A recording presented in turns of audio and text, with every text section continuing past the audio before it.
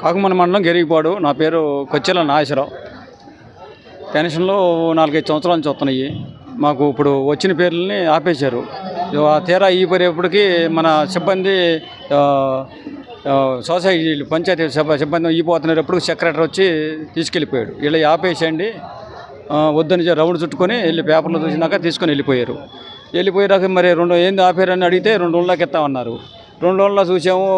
ఇంకా 2 రోజులకు వెళ్ళి మేము వెనక్కి పంపించాము. లేరని చెప్పి ఇక్కడికి లేరని వెనక్కి పంపించాము అన్నారు. సరే ఈ నెల 10 రోజులకైనా ఇస్తారని ఆలోచిస్తే మరి తర్వాత ఇప్పుడు ఏమన్నారంటే మీరు రావు, ఇక మేము ఇవ్వు, మీకు ఇక ఏది కూడా మీకు రానివ్వము, మీరు ఏం చేసుకోండి అని సెక్రటరీని అడిగితే సెక్రటరీ సమాధానం కూడా చెప్తారు సెక్రటరీ గారు.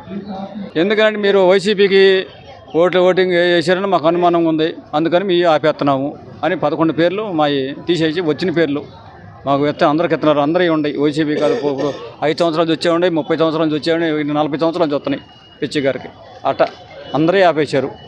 అసలు ఏమి సమాధానం కూడా చెబుతారు. అందరూ ఒక మాట మీద ఉండి మేము ఆపేస్తాం, మీకు ఏది కూడా రాని, మీకు ఎక్కడి నుంచి కౌలు రైతు కానీ రైతుల పొలం డబ్బులు కానీ ఏం కూడా రాని, మీకు మీరు ఎవరు చెప్పుకున్నారు చెప్పుకోండి అనే మాట వాడుతున్నారు సార్.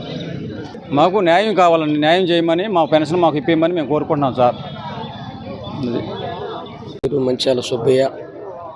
నేను పెన్షన్ పెట్టుకుని 5 సంవత్సరాలు అయింది. 5 సంవత్సరాలకు వచ్చి ఉన్నది. మరి నాకు పెన్షన్ కోసం ఉదయం మరి పెన్షన్ ఇచ్చడానికి వచ్చినప్పుడు అమ్మా నా పెన్షన్ అంటే, అయ్యా నీ పేరు అయితే మా దగ్గర ఉంది కానీ డబ్బులు మాత్రం సెక్రటరీ గారి దగ్గర ఉండేనమ్మా, అలా ఎందుకనంటే ఏమో నాకు తెలియదు అంటే పొద్దున పూట మొత్తం పెన్షన్లు ఇచ్చింది 10 మంది. 10 మందిలో నేను 10 మంది దగ్గర తిరిగేపాటికి అయ్యా నీ పేరు మా దగ్గర లేదన్నారు. అమ్మ నేను సర్జరీ చేయించుకున్నాను, నేను తిరగలేను, మరి నా పరిస్థితి అర్థం చేసుకోండి, ఎక్కడుందో చెప్పండి అంటే సెక్రటరీని కలవండి నీకు విషయం చెబుతారన్నాడు.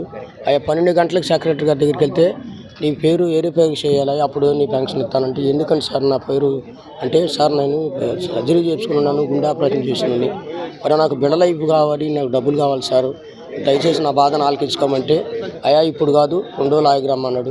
2 రోజులు ఆకేసిన నోటీస్ పంపించాడు. ఏందండి అని మరి నీకు కలవలేదు, మరి నేను ఆపరేషన్ చేసిన నిమిత్తం మరి నా నేను పని చేసుకోలేను, మరి నాకు డబ్బులు కావాలి కాబట్టి దయచేసి నా పెన్షన్ నాకు ఇప్పమని కోరుతున్నాను. మరి ఎవరిని కూడా నేను నిందించట్లేదు, మరి ఈ ఊరు నేను ఇబ్బంది పెడతాను. నేను ఎవరికి నేను ఏ పార్టీ తరఫున కొనుక్కోవాల్సింది కాదు, నేను ప్రార్థనకి వెళ్తున్నాను, నా పని ఏదో నేను చేసుకుంటున్నాను.